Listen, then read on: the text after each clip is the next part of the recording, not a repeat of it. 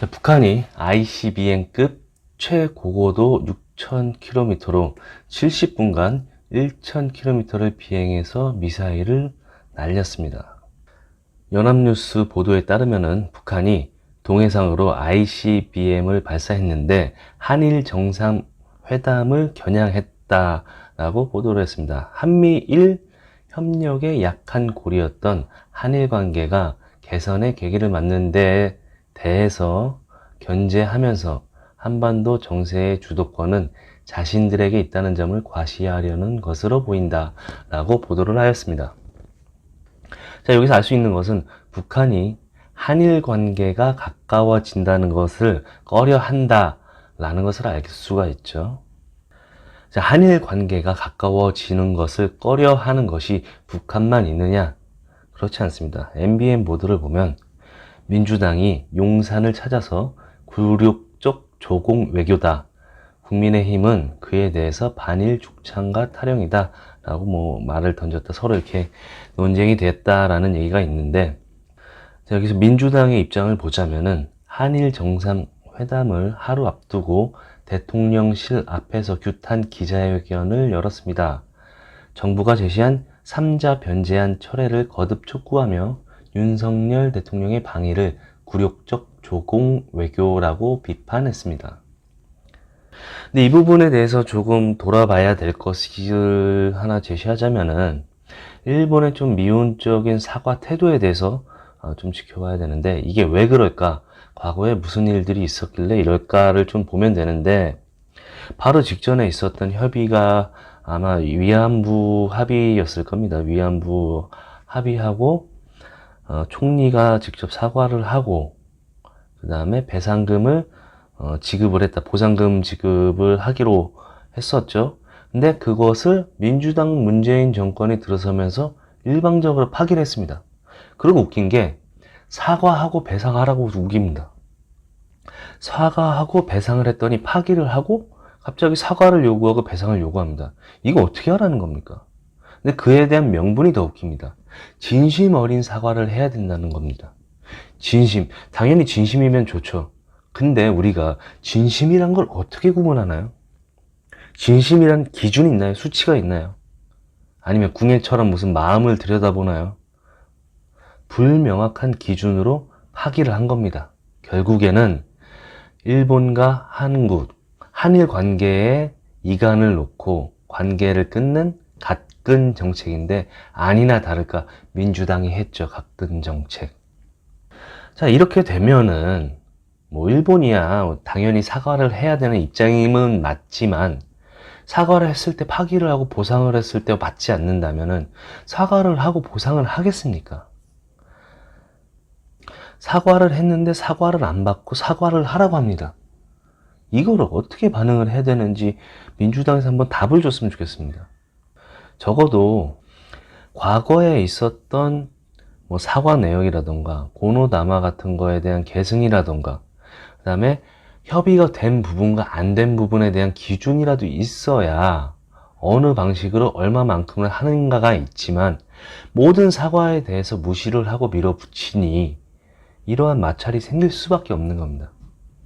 즉, 과거에 위안부 합의가 있기 전에 9차례의 사과가 있었고, 그 중에 고노다마는 우리 나라에서도 굉장히 성의를 보였다고 느낄 만큼의 담화였습니다. 하지만 국민들 이런 거 모릅니다. 민주당은 이런 거에 대해서 묵살을 하고요. 그렇다면 이 전 정권에서 파기했던 그 위안부 합의 내용과 사과와 배상에 대해서는 국민들이 얼만큼 알고 있을 거라 생각하십니까? 아마 잘 모르실 겁니다. 민주당이 만약에 이러한 관점을, 반일적인 관점 있지 않습니까? 이런 관점을 침략 전범인 북한과 중국에게도 같은 입장이라면 적어도 일괄된 침략 피해 관점이구나 라고는 볼 수 있습니다. 하지만 북한, 중국에는 이러한 피해 관점을 전혀 드러내지도 못합니다.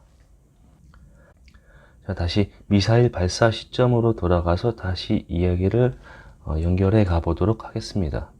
자, 이에 대해서 윤 대통령은 긴급 NSC 상임위를 열어 북한의 무모한 도발은 대가를 치를 것이라고 했습니다. 주최는 물론 윤 대통령이 하지를 않았습니다. 주최는 안보수석이 했겠죠. 지금 방위를 위해서 비행 중일 테니까. 자, 그렇다면은 대한민국의 제1야당인 민주당에서는 어떠한 입장을 갖고 있을까요? 어떠한 입장을 표명했을까요? 당연히 우리는 알고 있죠. 어떠한 입장을 표명할지. 아마 꿀먹은 벙어리라고 말하면 될 것 같습니다.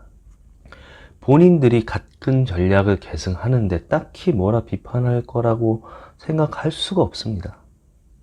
이런 당이 있는데도 지지하고 절대적인 선택을 하는 이유는 뭘까요? 여론조사를 보면 알 수가 있습니다. 자, 여론조사에서 사드 괴담, 청담동 술자리 믿는 사람이 아직도 30%가 넘는다고 합니다. 조선일보 보도가 있었습니다. 자, 사드 전자파가 인체에 유해하다는 가짜뉴스를 사실로 믿는 사람이 37%라고 합니다. 아직도. 자, 그렇다면 청담동 술자리가 실제 있었을 것이라고 하는 사람, 그 다음에 김건희 여사가 유흥업소 출신이다, 뭐 줄리다 이 얘기죠. 이거를 믿는 사람도 30%가 넘었다고 합니다. 자, 대장동 게이트 있지 않습니까? 대장동 게이트를 윤석열 게이트다라고 생각하는 사람도 31%라고 합니다. 안타깝지만 이렇게 쉽게 속고 선동되는 게 대한민국의 국민의 현실입니다.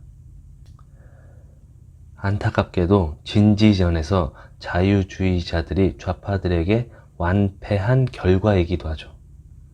노동계, 언론계, 시민단체가 좌파로 가득 차 있습니다.